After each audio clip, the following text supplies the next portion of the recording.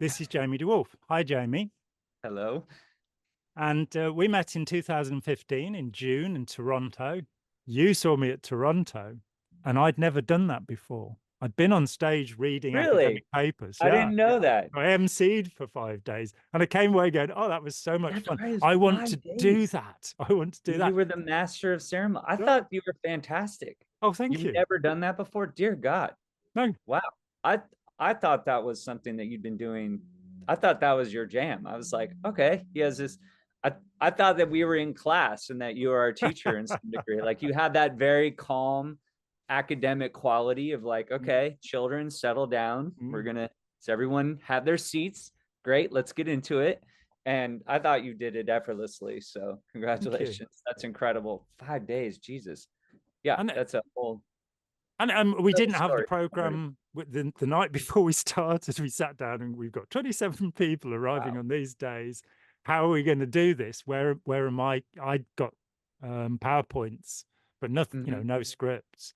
Hmm. And the thing I get from it, I love to do it. So if anybody wants to hire me, I do bar mitzvahs, weddings, five funerals. days.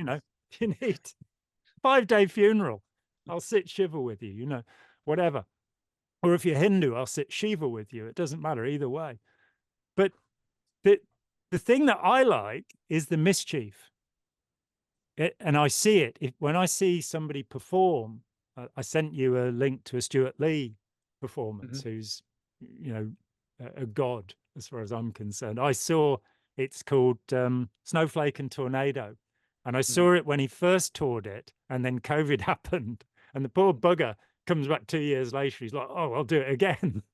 And it had changed subtly, but I it's watching him and seeing those moments where he is amused by what's Hmm. happening. He's Yeah. just completely in the spirit of the thing, and he doesn't really, he's insulting the audience at full pace and talking about the fourth wall and all that nonsense. But that kind of glee that comes over you sometimes, that is really getting into the zone. And I don't know of any other place where that happens. If I'm playing in a band, that, yeah, there's a great thing that happens when you and the audience become one every Hmm. now and then. Um, you know, whatever. But that thing where there is something amusing or poignant happening, and you make that connection with a room full of people, Hmm. and there's that, oh, that sigh. And at Toronto, there was that feeling that I every day when I came on, I wanted to do a Scientology locational. I wanted to go, right, look at the ceiling, right, touch the person next to you. Don't do that. You really don't. Half the people well, most of the people in this room are going to be extraordinarily upset if you do that. So Yeah. trying to keep the humor of where we were and what we were doing, but I think it was the atmosphere there that there was a real sense of healing Hmm. that I've never experienced anywhere else in my life. And I wanted to do it every year after that. I mean, I'd said, this is my swan song. I'm done with Scientology. I'm never going to say it again. Yeah, really.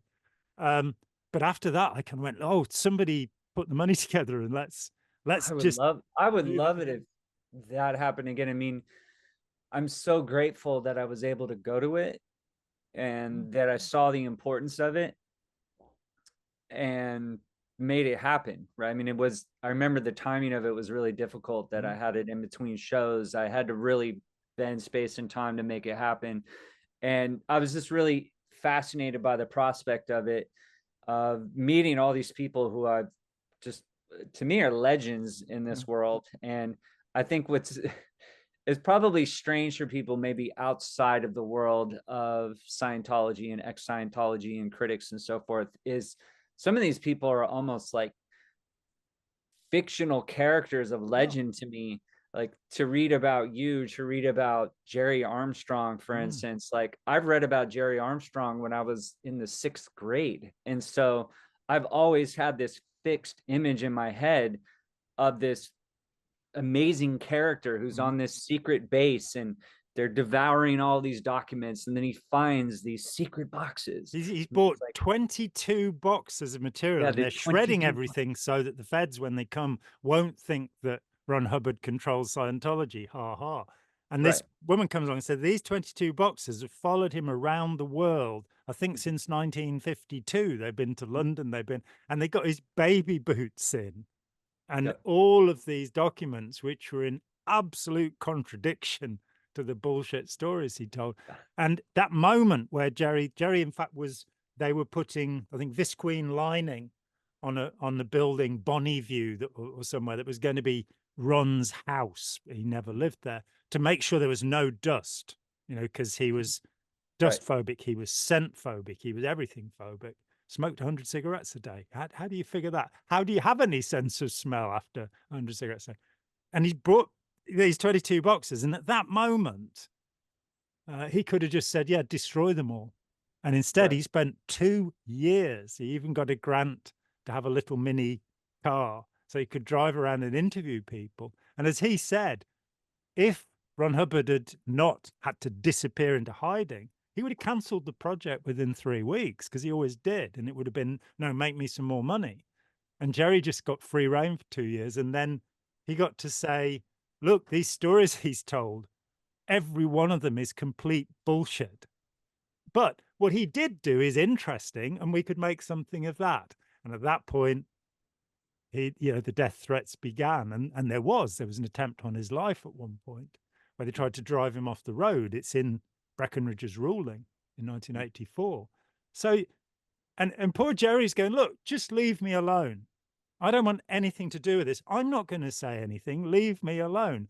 I've got copies of documents from Omar Garrison, the official biographer of Ron Hubbard, and I'm not going to do anything with them. And they were like, oh no, we are gonna. And all these years, he's like, just stop fair gaming me and I'll stop saying anything. But I remember meeting him in 84, the first time in July 84. And I think he was notified that Breckinridge's ruling had come in while I was with him on the phone, because he was there to testify in the Leahy case, about 2 kids who, under Scientology's direction, had been put with their Scientologist father, and their ex-Scientologist mum was like, oh, my kid's back. And we got this ruling in open court, the family court judge saying, Scientology is so awful. And he gave a 53-page ruling in open court, made front pages. So Jerry came over to testify for that, and meeting this incredible man who is really not like anybody else. He's a really unique human being with such an exacting sense of truth and what is proper. And as you say, I had that sense. I'd been a rank and file Scientologist, had 9 years involved.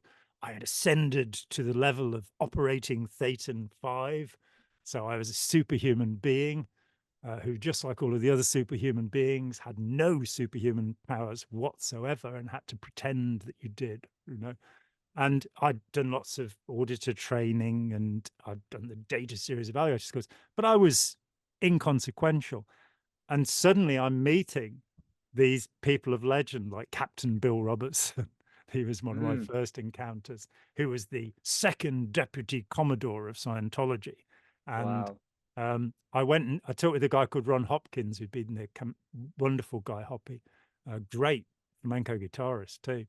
And he'd been the commanding officer, I think, at St. Hill, or no, I think he was the commanding officer UK. And I went to him and said, well, what about this Captain Bill fellow? Who, what about him? And he said, he's bananas. And I found that was, in fact, a completely accurate description of Bill Robertson. I've made a video on this channel about called The Most Bizarre Scientologist or something. But it suddenly got to me that it was like being a biographer of Henry VIII. And I was now meeting, Thomas Cromwell and Cardinal Wolsey and Catherine of Aragon. I was meeting these people who had been part of this despicable, chaotic attempt to save the world. And they were either weaponized empaths, like Anna Whitfield or Ira Chaleff, or they were people who might be a little bit hardcore, like Beren Berez. Or there's a wonderful picture. It's in Auditor number 41, and it's a picture of Beren Berez with a big moustache and a sailor cap on, and another guy throwing a guy overboard with the Oh picture God, credit to L. Ron Hubbard, just in case anybody thought he didn't know about overboarding. I've never seen that. Wow. Perez delighted in, giving the rusty can of food down into the bilges or the chain locker, and Hmm. eventually, I think, was dismissed from the sea organization because he was running drugs on sea organization vessels from, I think, Mexico to California. Very bad Hmm. man. But there were some quite brutal people. Alex Sibursky had a fairly bad reputation for bullying people, and you'd have them, and then you'd have these really delightful people like Hannah and Ira, who had been weaponized. They'd been Hannah's wonderful. yeah, Yep, she's as really sweet love. as can be, but they had been turned into weapons. So Mhm. when Mike Rinder, when I finally met him for the second time, he explained to me that the first time we'd met, his instructions were to destroy me. And he Right. would have done that because although I seemed like an affable sort of cove and relatively smart, I stood in the way of the future of humanity. Salvation. Yep. Yeah. And, thankfully we've made up since then. But You are no longer in the way of the salvation of mankind. I am the salvation of mankind. That's true. I am the way to happiness. I mean, I just bought your book recently, so I am well on my way to the John A. Tack School of Thought. Oh, And look at you. I mean, I think one of my favorite parts of the Going Clear conference was watching you and Jerry. I don't remember if it was during a lecture or a specific presentation, but Jerry was sitting in the front and you two are like old wives. Like you'd be giving a speech on something and Jerry would say, nope, nope, nope, nope. And then he'd be there correcting. And you both were like this tornado of facts Mm, where you were having these very intricate, specific, complex points in terms of time, years, dates, and then Jerry would be like the smart student in front who's disagreeing with the teacher and be like, nope, nope, nope, that's not what it said, or that was 1971, not 73. And then you'd stop and you'd have to correct him, or you guys would go back and forth. That kind of blew me away. I mean, I think that the opening 2 pages of The Barefaced Messiah by Russell Miller is mm, so well written in mm, terms of setting up the craziness of the story. And so I think for years, ever since I was a kid, this character, the character, not necessarily the guy, right? Let's mm. give him some credit. But I Yep. mean, just because of how it's set up in The Barefaced Messiah, that image stuck with me because it was so revelatory in the way that he wrote it in terms of the secret. I mean, he states in it, he says, it sounds like it's almost a story that L. Ron would have written in one of his fantastical tales, like a secret base, an FBI raid, and Mm, then these boxes that are found and by a young devoted member who's willing to fight for you for all of eternity and that mm, kind of aspect. So Jerry was always this fascinating character to me, just mm. in terms of also being as a family member, is also wondering what would have happened if Jerry didn't find those boxes, right? And there's obviously Elron, his military record, he had letters, he had all this kind of madness. But I mean, where would we all be Well, mm, I, without it? I mean, I have an because answer. I have an answer to that. I'm sure you do. You're the person to Yeah, ask. okay, I'm in the front row now, Yeah. arguing with you.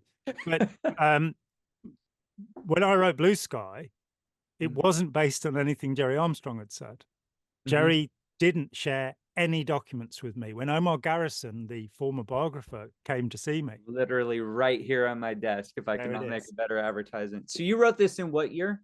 It was published in 1990. It was the edition you have there is 2018, which is unexpurgated.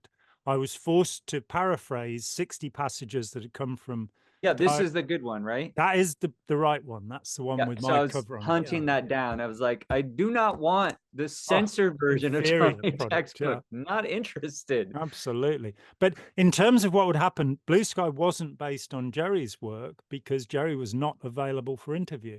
So I had the transcripts of the Armstrong case, Mm-hmm. admittedly, and had been through them and read every page of them. But there were other sources of information. There was a guy called Michael Lynn Shannon, and Mm-hmm. his work was what started me off. Shannon is, I believe, a fictional character. He was quite properly frightened of what might happen to him, so invented this persona, Michael Lynn Shannon, did all of this work. He got the college records, which Hubbard himself, there's 23rd September 1950, Introduction to Dianetics, the lecture's called, published by the Church of Scientology, or Bridge, or whatever they are at the moment, where Hubbard says, I got an F grade, a failing grade in atomic and molecular physics. Well, that wasn't, that's not standardly told to Scientologists. Who told he was a nuclear physicist. Right. Shannon had got the George Washington University grade sheet, and he got so much else. That was what started me off. Then when you go back, you find, of course, Paulette Cooper and various other authors, George Malko, Scientology, the Now Religion. There were 14 books before mine, 14. Not including Bent Corrigan and Russell Miller, which were books I was involved in to some extent. The first of them, A Doctor's Report on Dianetics, was written in 1951 by Joe Winter, who was the doctor who day by day was with Ron Hubbard through the writing of Dianetics, and said, oh, I think Dianetics is great, but this man is a charlatan. Then you have Dianetics in Limbo, written by Helen O'Brien. She ran the Philadelphia doctorate course in 1952, and that's the most poignant book about Scientology, because her partner John Neugebauer committed suicide when Ron's promises that he could lift the trauma of burying trench loads of corpses during World War II with a bulldozer, he could sort that out in no time. Neuger went to his death because of that promise of hope. You then have, I think the most important thing is the work of James Phelan, who in 1963 started to publish the truth about Ron Hubbard's background. Then you have Alexander Mitchell in 1969. So there is this long route that, Newton said that if he saw further, it's because he stood on the shoulders of giants. Some think that's a joke about Robert Hooke, who was actually a very small man whose reputation was annihilated by Newton, but his picture at the Royal Society was actually burned by Newton to get rid of him. And brilliant man, Hooke. But in my case, I accumulated what had already happened. Then I was the first person to get the Navy records, the Veterans Administration records, Harry Ross Hubbard's records, Jack Parsons' records, all of this kind of stuff. And I was the person who investigated the magic that nobody had.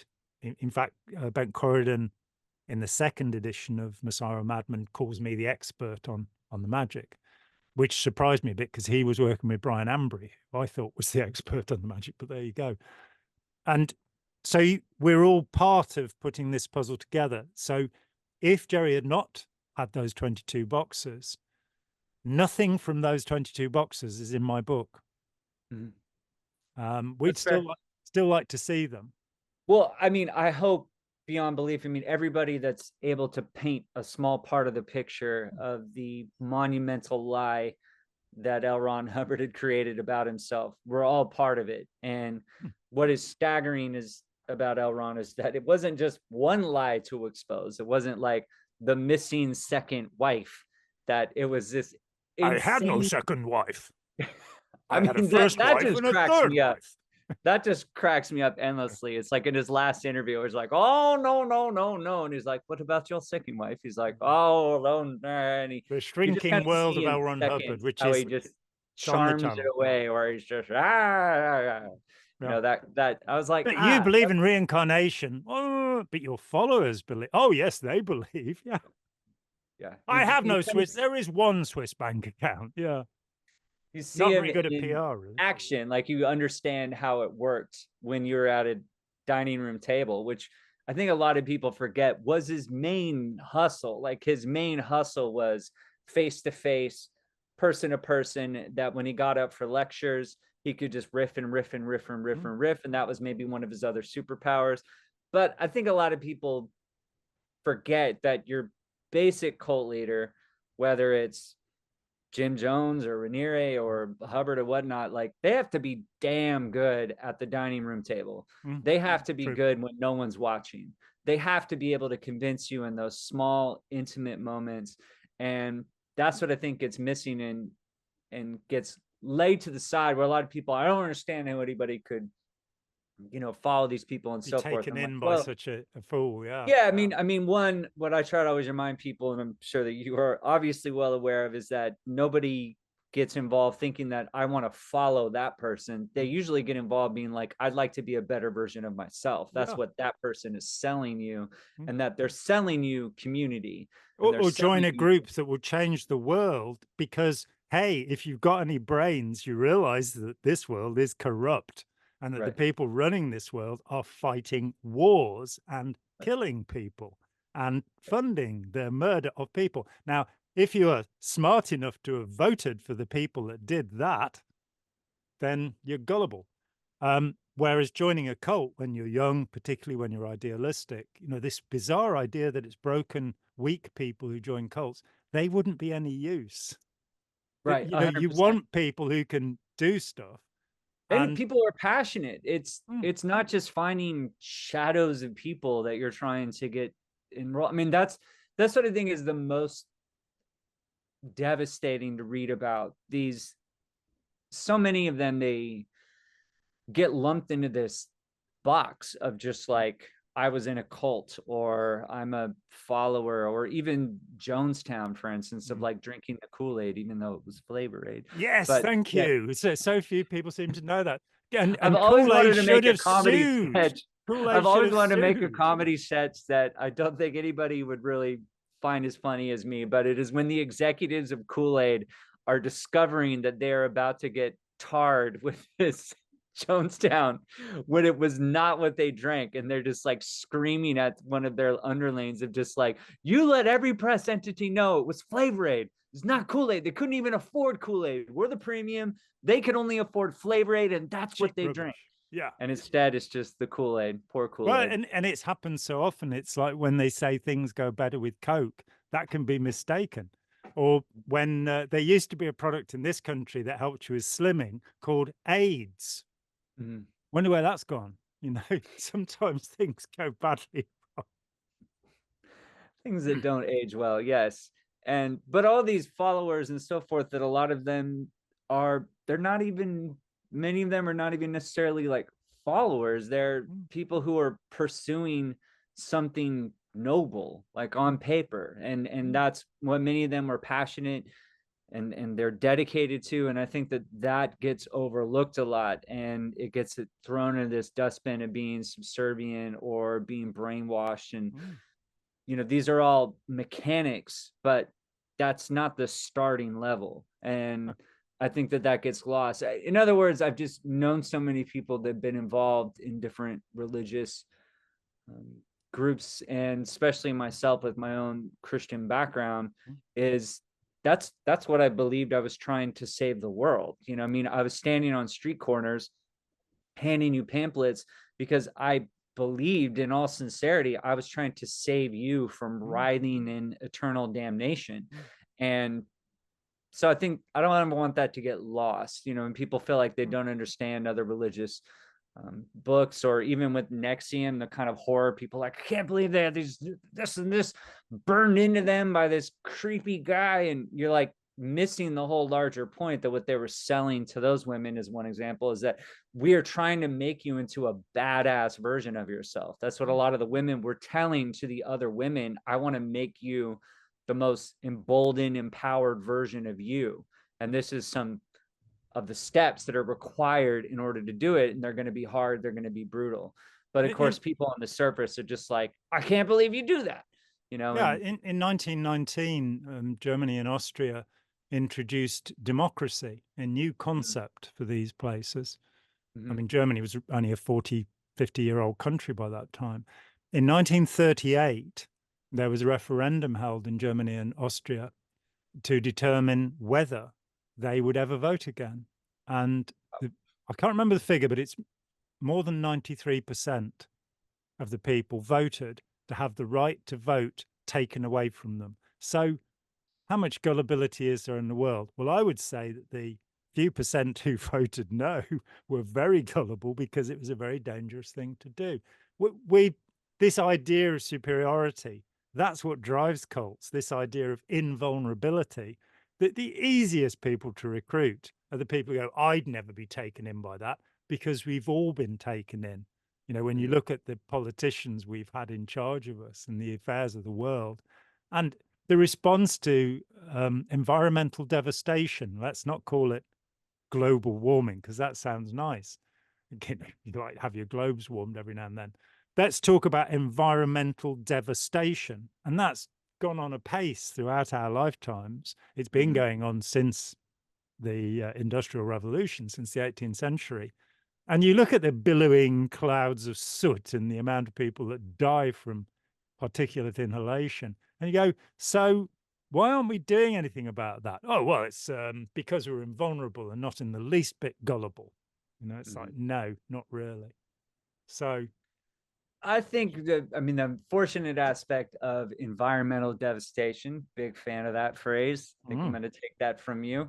Thank you. You're welcome. And I've always felt that a lot of the whole climate change or global warming is a bit of a weird PR problem. I'd like it to be warmer, you know, it's not warm enough. Well, as an ex-Christian kid, I think that there's living in Alaska, you're going, yeah, bring on the global warming. Right. And unless you're a polar bear for president, they're just like, you have to hear that every summer, every winter, and they're just like, does it feel warm to you? Huh? Where's the warming at? They just don't see Sarah Palin. I seen Russia, it's over there. Right. Oh, wow, right. Great.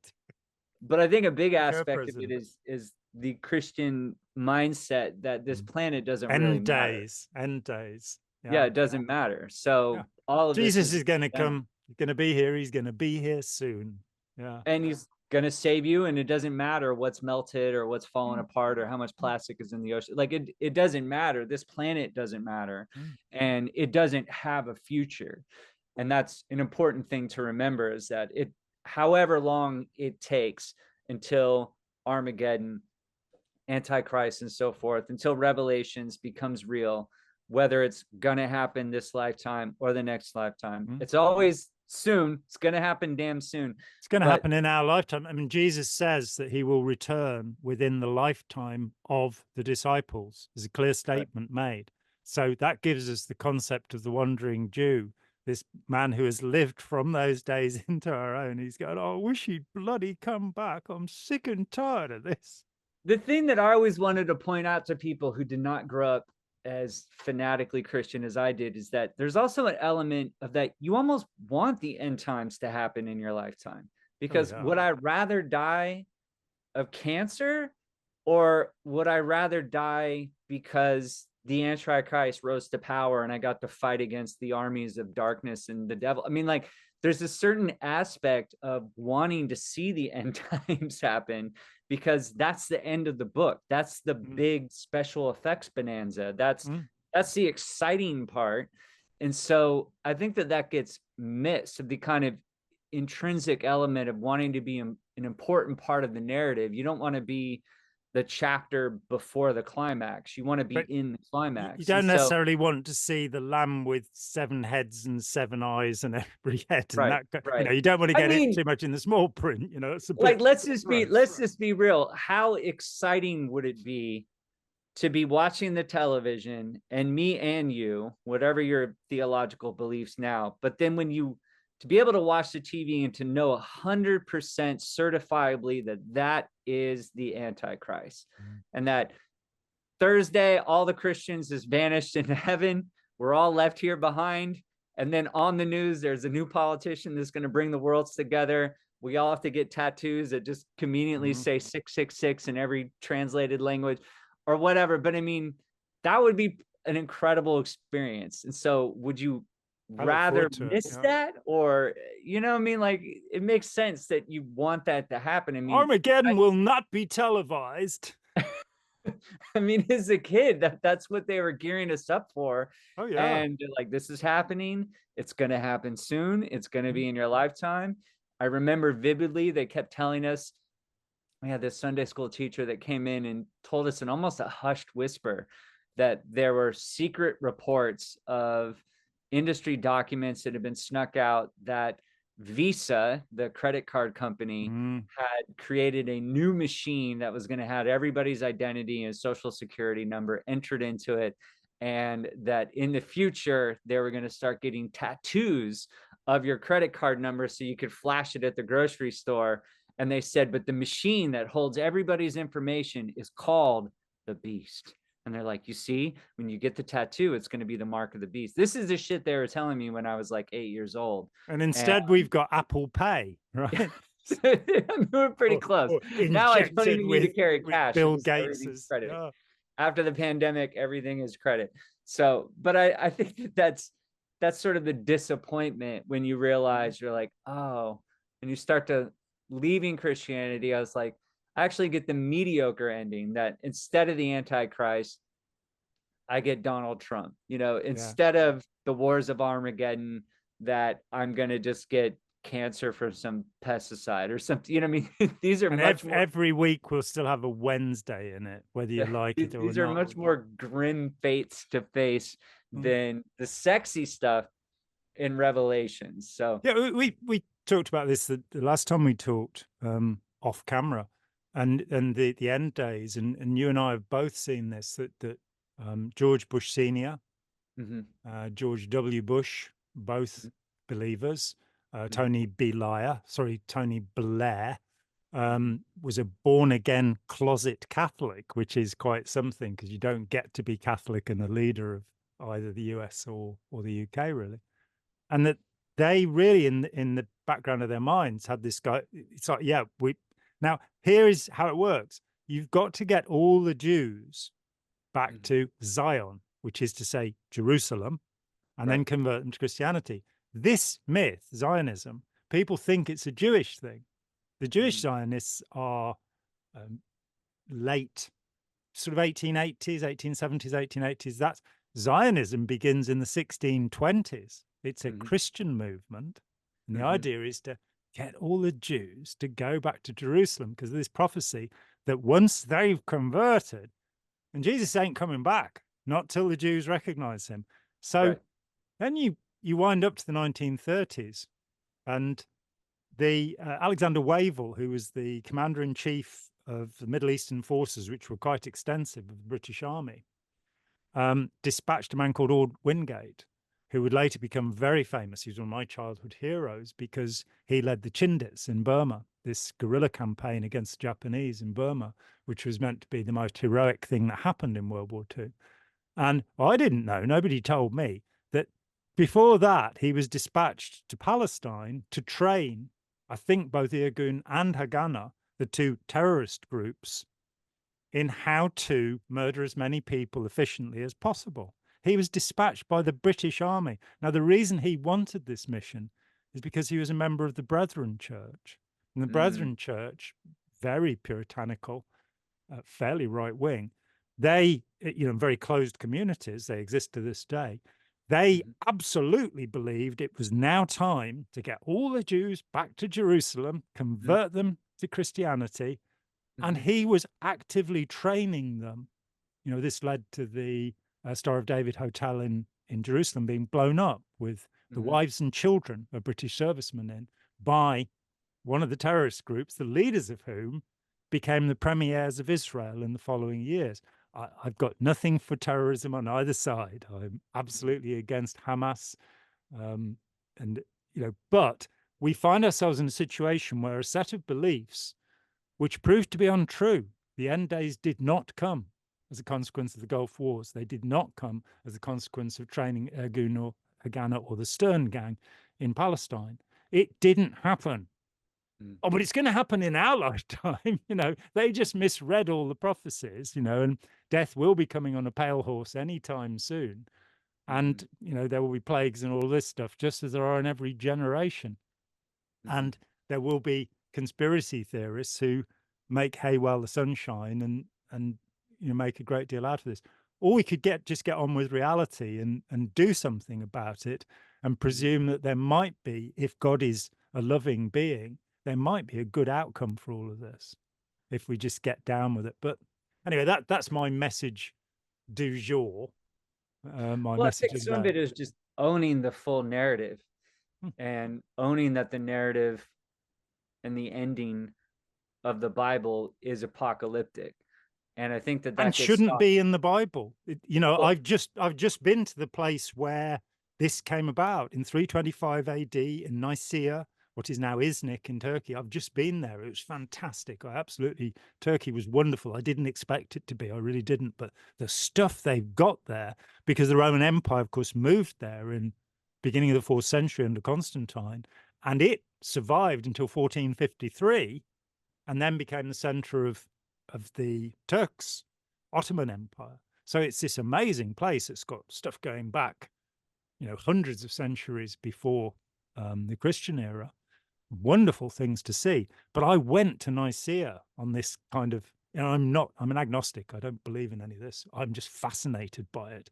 And mhm. there, I didn't know, nobody had told me, the basilica, the foundations of the basilica where the people worshipped who formulated the canon, which books would stay in the Bible, that the Wow. foundations still exist. Sadly, they're in the lake.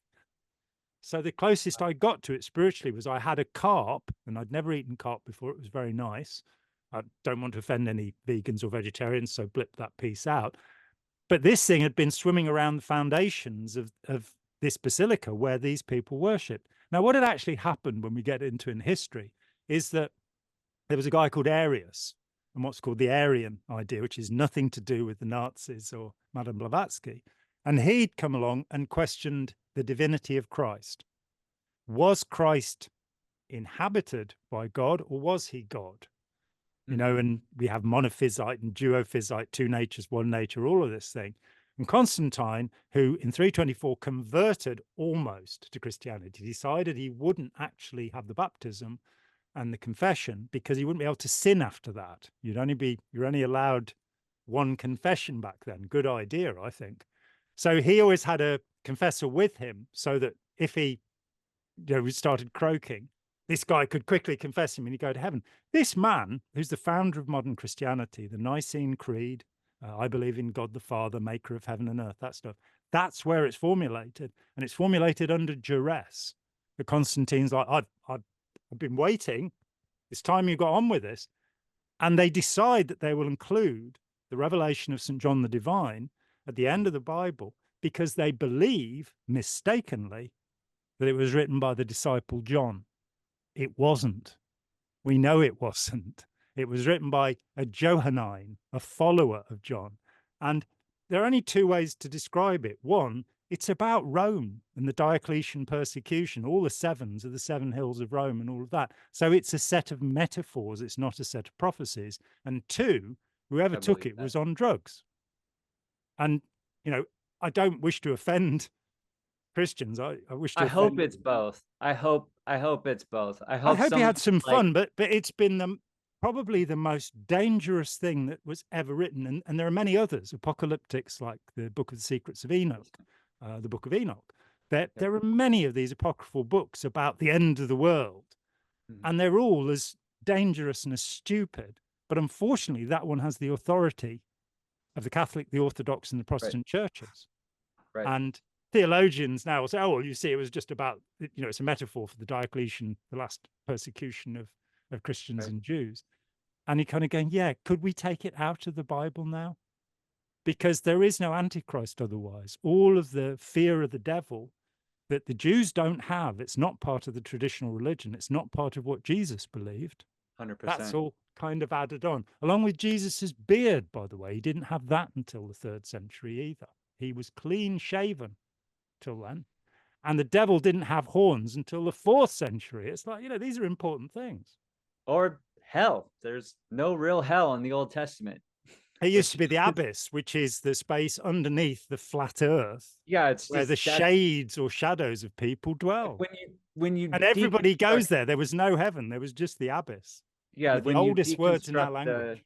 the Bible itself as a book, as a historical document, it is fascinating in terms of who contributed to it, where it came from, and then how it all got put together as its own kind of Mm. mixtape. And the fact that it is unquestioned in terms of who put it together, why, what didn't go into it. And are some of the most dangerous questions, at least like have been dangerous for centuries now. And what you're pointing about Revelations, I mean, I hope that the guy who wrote it, it needed to be metaphors because otherwise it'd be straight killed, and that, you know, he ate some sweet plants before he wrote it and just went a little wild with it. That's my hope, is that he's like, well, I can't say any of this straight out. I'm going to have a few drinks of this and just let my brain riff a little bit on this and just see what comes out. I hope it was something like that. And I always or he was a wonder, nutcase, you know. yeah, I mean, So, that's true. I always wonder if you could explain to the writer of Revelations like how many times it's been used all of these centuries later, what their reaction would actually be.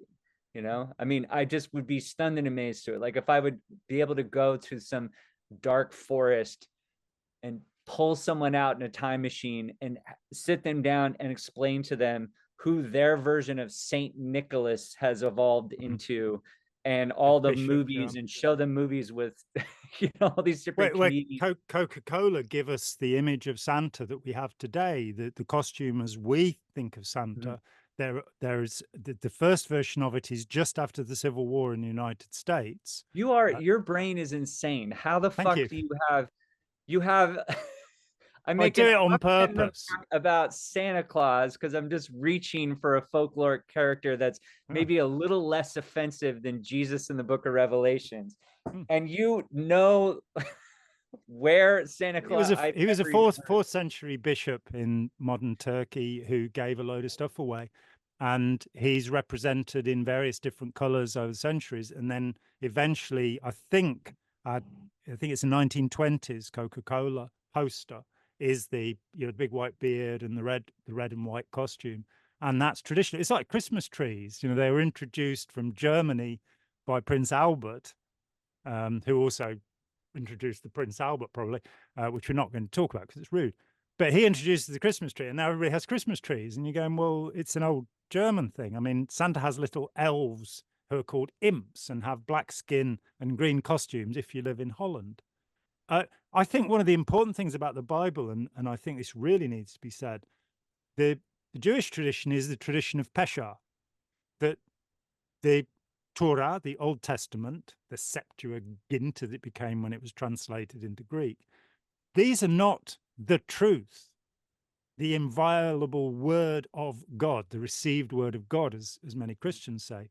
These are stories about the faith and about the people, which are to be interpreted in every generation to understand how they are relevant to the way we live. And by then turning it into something literal and fundamental, we lose the meaning. And we can get into some of those elements. I quite like Joseph Campbell's take on this. I don't regard him as a guru or a saint. He wasn't, but he was a brilliant mind. And so he's saying, oh, here's this interesting story. What does it mean? Or say, look at Robert Graves and the work he did with Joshua Podro, the rabbinical scholar, where he said, oh, the Bible has the Gospels beneath them have a hidden text. Take a look at this. How could a bunch of Roman soldiers give him a purple robe, as it says in the Gospel? How could they do that when it would cost 200 years of their salary to buy an imperial robe, which is dyed with the indigo mollusk? And Graves says, I think this story has been moved over, and that there's a code that we can interpret and find out. And one of the interesting things is that Jesus fulfills all three prophecies from the Old Testament of a Messiah or Messiah, that he is the heavenly king, the earthly king, and the man of sorrows. These are three completely separate prophecies. And in writing the Gospels, there are these attempts in Matthew, Mark, and Luke, the synoptics, so-called, the disciples of Paul. There are these attempts to say he's all three. And John, which is the only gospel written by a follower of Jesus, has none of the stories of the virgin birth or this kind of stuff. He's not trying to fulfill the prophecies. And some of them are rather obvious, like the massacre of the innocents. There is no record in the Roman records of all of the kids and boys under 2 years old being killed by Mhm. Herod. And they would have recorded that. The Romans were real record keepers. They wanted taxes, they wanted to know what's going on. But it retells a story from the Old Testament. And that Mhm. attempt. Now, if you have Pesha and you can look at this, and a lot of most modern theologians, I think, now look at the Bible in that way and say, how are we to interpret it? If we Mhm. look at the story of Adam and Eve, it's told there are two versions of it in Genesis. There's a Mhm. version where Adam is the first created thing, and there's a version where he's the last created thing. He helps God name, helps Jehovah name the things as they're created in one story. Well, that's because there are two stories. One of them Mhm. from about 600 BC, one of them from about 900 BC, and they're fused from the people of Israel and the people of Judea, Mhm. and they come together. And in fact, what we think of as Judaism, it's right there. The second book of Kings in 621 BC, you have King Josiah, and he has brought news. It's in the Bible, guys. He's brought news that they found the book of the law, not Aleister Crowley's book of the law, which is much later, in the temple, and that they're practicing the religion all wrong. Mhm. So in 621 BC, he tears down the shrines. He throws out the priestesses, the whore priestesses, presumably, temple priestesses, to bring back the, the law of God. And his reward for that is actually recorded by the Egyptians. He's executed when the Egyptians invade. So there's the foundation of Judaism.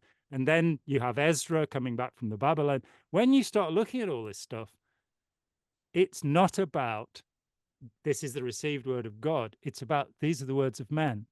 And as Jesus said, not that I believe the words of men. I Mhm. think I quote him exactly. So it's how do you create your relationship with God?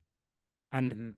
most of all, how do you bring goodness? Because the word God and the word good are cognate, they're the same thing. How do you bring goodness Mhm. into the world? And if it's by having a load of rules that mean that you punish people and bully them and throw them into hellfire, I couldn't Mhm. be in heaven being happy that there was anybody in hell. Forget that. I'd be a psychopath. So it can't work. Anyway, something like that.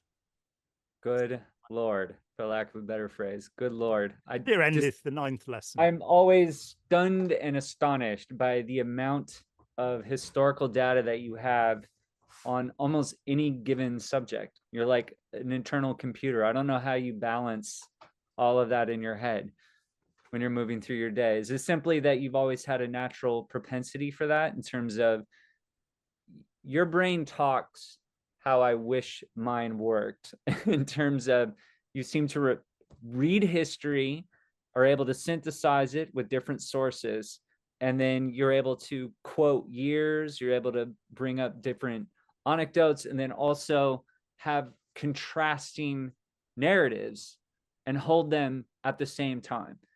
I'm just very fascinated how you're able to do that.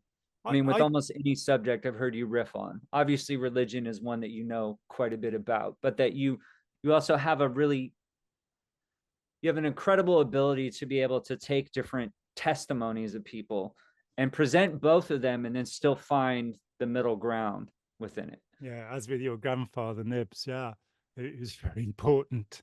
It's so easy to get him wrong, and I loved the man, I really did. Um, but he was a con artist as well as a soothsayer. Those two things are running along in him. I think the simple answer is that school didn't kill my curiosity, and it took me, and I walked out of school. I was 14, and the headmaster was rude. I was in the most prestigious school in the county, and the headmaster was rude about my mother. I'd had the afternoon off school the day before because I used to cycle home for my lunch, and her guest hadn't arrived. So she said, "Oh, you won't go to school this afternoon." And she wrote a note explaining that to the headmaster. And he said, your mother is a liar and a cheat. And he used to talk like that. We called him the pig. Huge and terrifying. And I just looked at him, and I'd never been more frightened of anybody than this man. He had beaten me with a cane before. And I just looked at him and said, "Until you take that back, I'm not coming back to school." And that was a really lucky escape. I did go back to school for a couple of years, but to a much milder place where they thought I'd be the first kid that they'd get into Oxbridge. And of course, I wasn't. There were two other kids in my year, Gwyneth Jupp and Peter Brook. who did get in, and they didn't get all of the support and encouragement I got. So my curiosity wasn't killed. And the idea of school, like it or not, is to kill off curiosity and get obedience going. So you will absorb these pieces of information. And Right. I lived in a state of fascination and doubt. And that's been the situation ever since. Religion was because at 13, I rejected the God that was being presented to me by the Methodist school teacher who was saying, this is what God is. And I kind of went, could God ever forgive the devil? And he went, no. And I went, I'm done. Yeah. If your Yeah. God is not absolutely forgiving, I'm done. Well, I also, just to pause for a second, because I was always obsessed when I was young. I was like, why doesn't the devil just quit? Like, it says in It's a literally losing every game, book, you're doomed. You have like, there's no way to win. So, and if you're the devil, if you're a fallen angel, like, is he that arrogant? And in every one of these books, why doesn't he just quit? And you find that the reason he fell was that he was not willing to bow down in front of Adam, that he would only worship God. And that sounds reasonable to me. That sounds very reasonable. Well, Adam, of course, meaning even why mankind is doomed is that we ate the fruit of knowledge. The tree of the knowledge of good and evil. So you look at the contrast of it in terms of, you would rather live in ignorance or eat the fruit of knowledge. But it's not knowledge. There's a tree of wisdom in the garden too. It's the tree of the knowledge of good and evil. It's morality. And so Adam and Eve realize that they've got to cover their naughty bits up with fig leaves now, because and we are the only species that actually does that, out of however many million. And I mean, that story, in terms of historiography, there's a good word, that we have, and I've waxed about this many times. We have Babylonian ring seals, which are little cylindrical seals that tell the story of Genesis 1,500 years before the Hebrews tell it. And it's a different story. Now, we know that Abraham came out of Ur, so he comes from that part of the world between the two rivers, cradle of civilization. And so that is where they claim their origin. And finding that this story is the story that was told in Babylon. But in Babylon, the mother goddess, Asherah, is welcoming mankind into the garden to give them the dates. There were no apples at that time. They were still only in Afghanistan at that time. Give them dates. And the father god, the snake, is welcoming them in. That becomes the expulsion of Adam and Eve as the story changes. It's like one of those movie franchises, that in the end, it ends up with Star Wars 97, where you find out that the truth is that none of the stuff before happened. They've moved all of the characters and their meaning. Darth Vader is now the good guy. Everything has gone crazy. And that's what we're presented with. If we can interpret that, Maimonides, brilliant Jewish philosopher, 11th century, the Guide of the Perplexed, his work is called. I've never managed to finish it, I admit it. But his first paragraph is stunning. He says, when it says in Genesis that man is created in the image of God, it does not mean physically. So much for Michelangelo and his blasphemous portrayal of God creating man. It's not about that.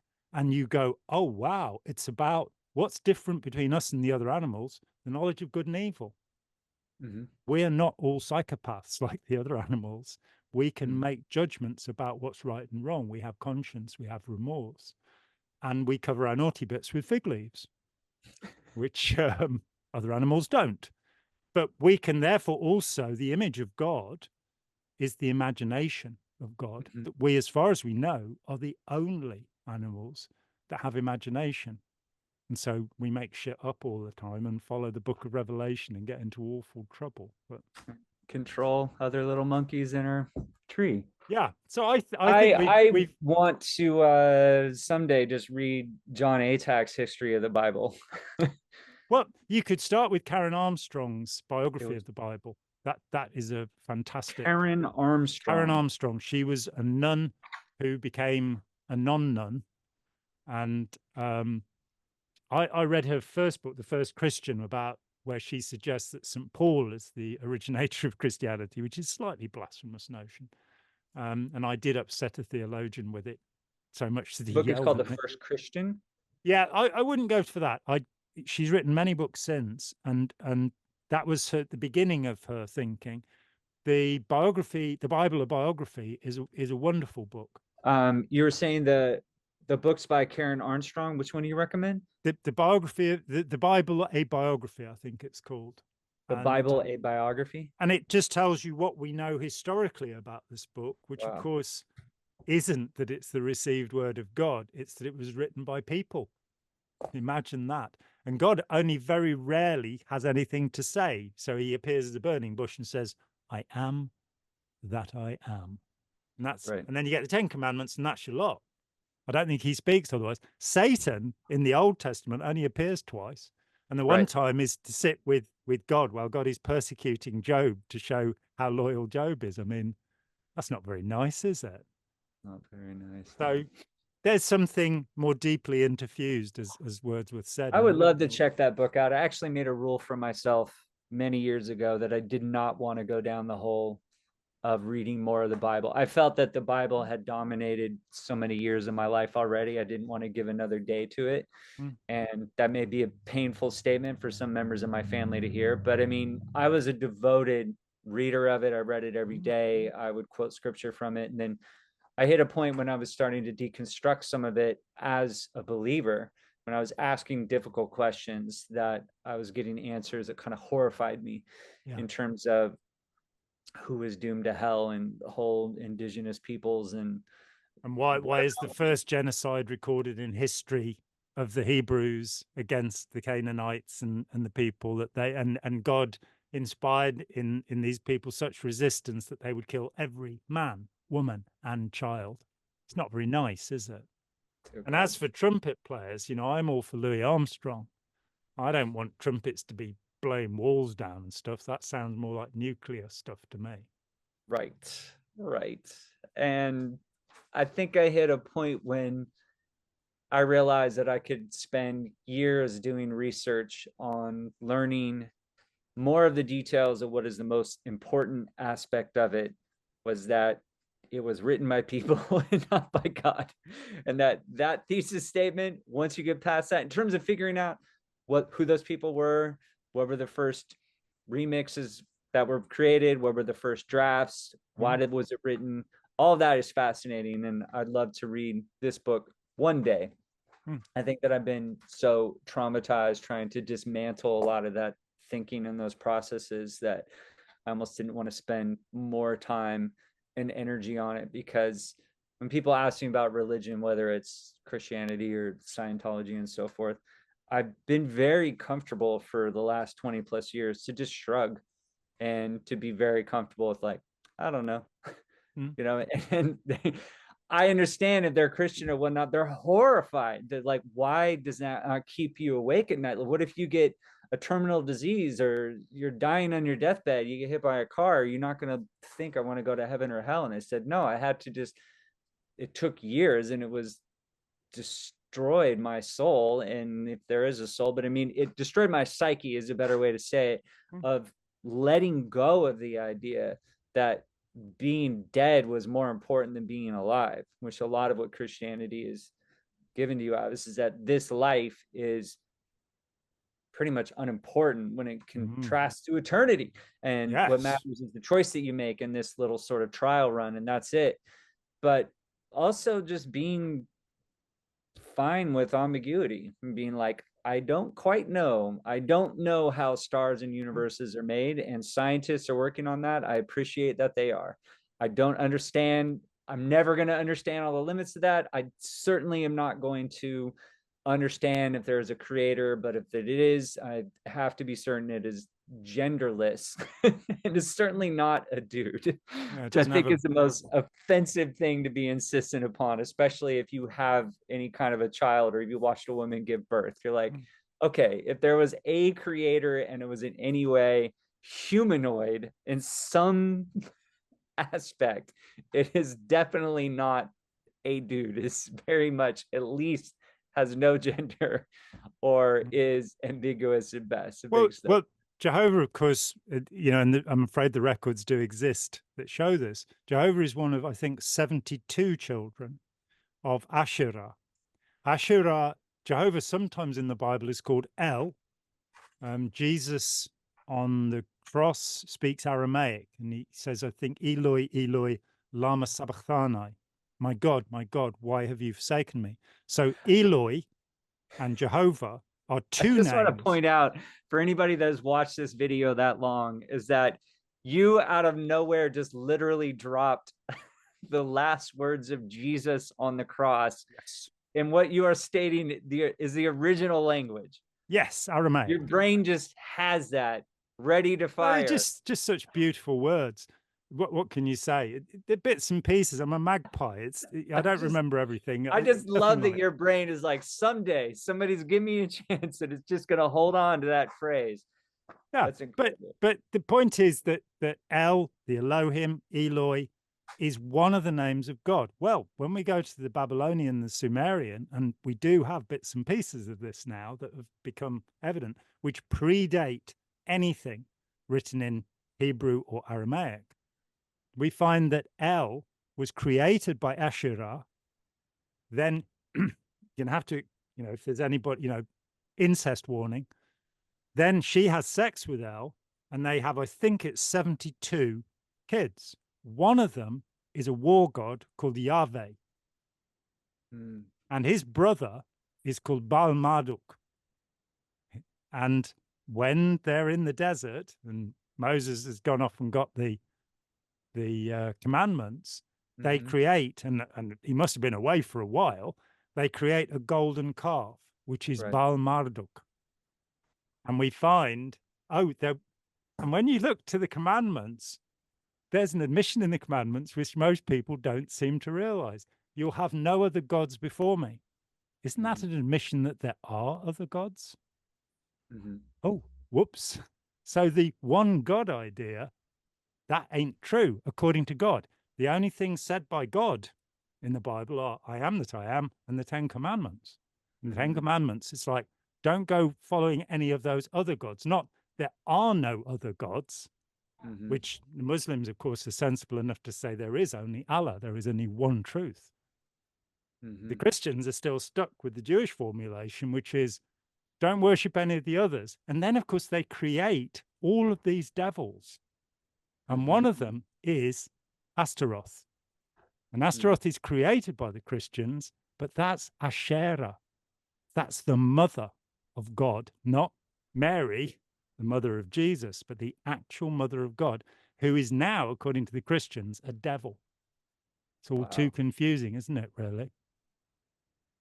I think what's more revelatory about all of it is how all of these stories, visions, dreams, metaphors, at a simplistic level to some degree, these embodiments of human behavior, whether it's a war god or a mother force or creator, destroyer, but it's more telling how they're used from one generation to the next and how it changes. You know what I mean? Like I try to point out, where all these things came from is utterly fascinating, partly just to see how they get filtered throughout and get remixed and changed and homogenized and also sharp edges rubbed off. But also there's certain elements of, like, when you look at the books in the Bible that were chosen, what I think is more significant is the fact, and why I harp on God being genderless, is that there are many different versions in earlier versions where God or the Virgin Mary had more of a, there was a version of her that you could worship, that she was on a similar level to God. There was a father and a mother. Called Mariolatry. And what becomes institutionalized over time, which is more telling, I think, is the version that you get and why. And the version that you get is that there is not a woman or a feminine force to worship in our contemporary version of Christianity, that the only woman you get is a virgin, and she's also a mom. And they're very clear about that. that she is able to give birth, but she's able to do it with no sex. And then, but she's not on the same level as the father, even though she's the mother. They're not. And so that was always it was stressed to us when we were a kid. So when you come to those, as to how we got to that point is a fascinating journey on its own. It's really a journey through history. But also what's more significant is why these things, you almost, it's like when they talk about cults or even crime organizations, like if you want to know the true narrative, you just follow the money. And I think with religious beliefs, it's like if you want to know, if you want to follow their history, that's one thing. But if you want to see their purpose, is more revealing in terms of who does this lead to being in control of. If you have a patriarchal society, of course, that you're going to lean on the side that the father is the alpha omega, and that's it. There's a mom in the picture, but she's not on the same level in any degree. And so that's what I think is particularly significant, is the way that these things filter and shake out through society. It's true, but that also is an interpretation in our generation of the idea of male domination being the terrible thing in the world. And domination is the problem, not the male bit. So when Engels, writing about matriarchies, said, you know, Marx's great mate and funder, when he wrote about matriarchies, he had this romantic idea that matriarchies would be these wonderful societies. And the example he offered was the Iroquois. Now, at that time, there was no history of the Iroquois. And around about 1900, the first history of the Iroquois is written, and they were indeed the 6 tribes as they became. The Cherokee are southern Iroquois as well. But the northern Iroquois, incredible people, but they're matriarchal, as were the Cherokee. They were run by women. And yet their function was war and torture. So the idea that, you know, just put a girl in charge and everything will be fine. Well, Margaret Thatcher, Indira Gandhi, Golda Meir, Catherine the Great, the Dowager Empress of China, there have been bad women. It's the notion of domination. And there is an argument from prehistory that for 100,000 years, women were in charge of society because they were seen as the creative force. And, you know, Robert Graves, I can't remember, Jacob Burckhardt, there was a guy in the 19th century who first put the idea that historically there had been matriarchies. And then you look at the various layers of invasions into Greece, which Robert Graves, as a classical scholar, investigated. And he's saying wherever you've got 3 Furies or 3 Fates or 3 whatever, that's the old matriarchal religion, which is overthrown by the Doric Hellenic invaders, who are patriarchal societies. But the ferocity and viciousness of these societies, whether male or female dominated, is the same. And we need to get past that. We need to get to equalism. We need to get to a place where we're not looking for what are your female qualities and what are your male qualities. These are nonsense. We don't have male and female qualities. Men are not hairy and aggressive. Women are not without hair and passive. You know, it's just, I had the grand good fortune at 17, before Ron Hubbard came into my life, to read the Tao Te Ching. And it blew my mind that somebody could sit down and go, I don't know how it began. It must have begun somehow. Let's call it the Tao. I don't know what it is. Let's see what happens. And you get this thing, the Daichi, which people insist on calling the yin yang, but that's fine. It represents yin and yang, which people mistakenly believe means female and male. It does not. It means yang is the sunny side of the mountain and yin is the shady side of the mountain, the valley.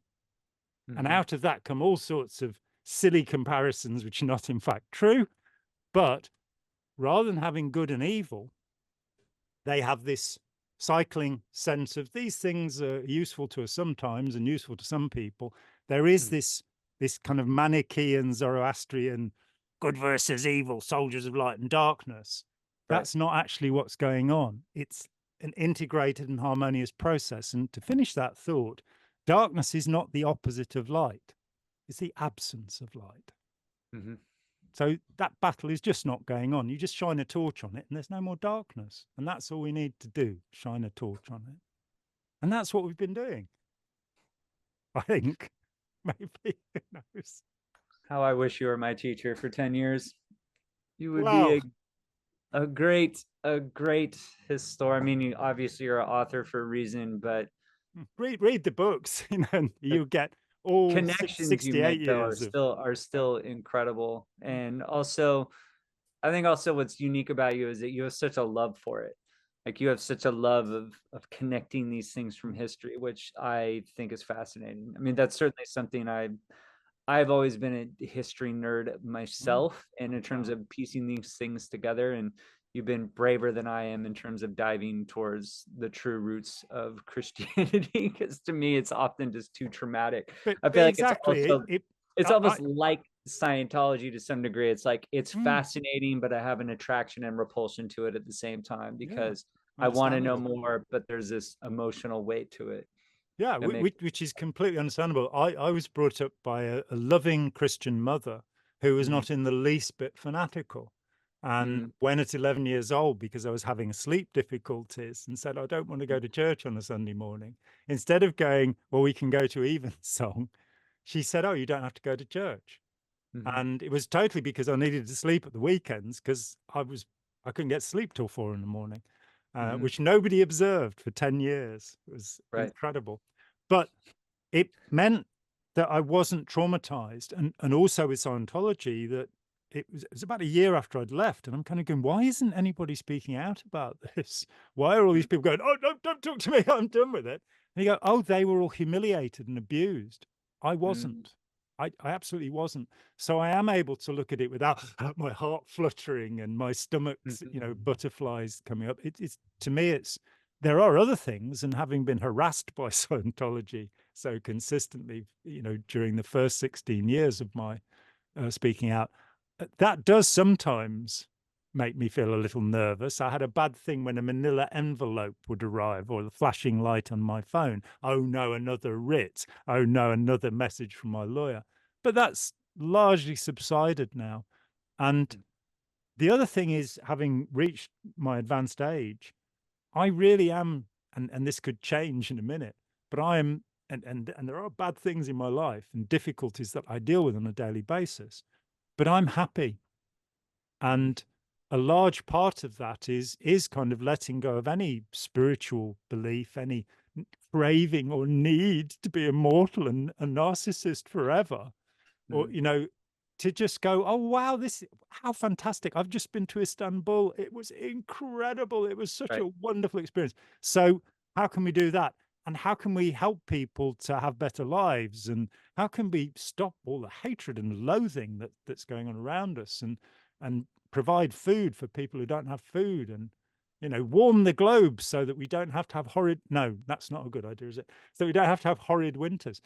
That I am engaged with life, and I think that as a young man, that was something I couldn't do and I couldn't be, and so I scrabbled about trying to understand things, and Mm, eventually sort of went, "Oh, I'm not smart enough to understand things.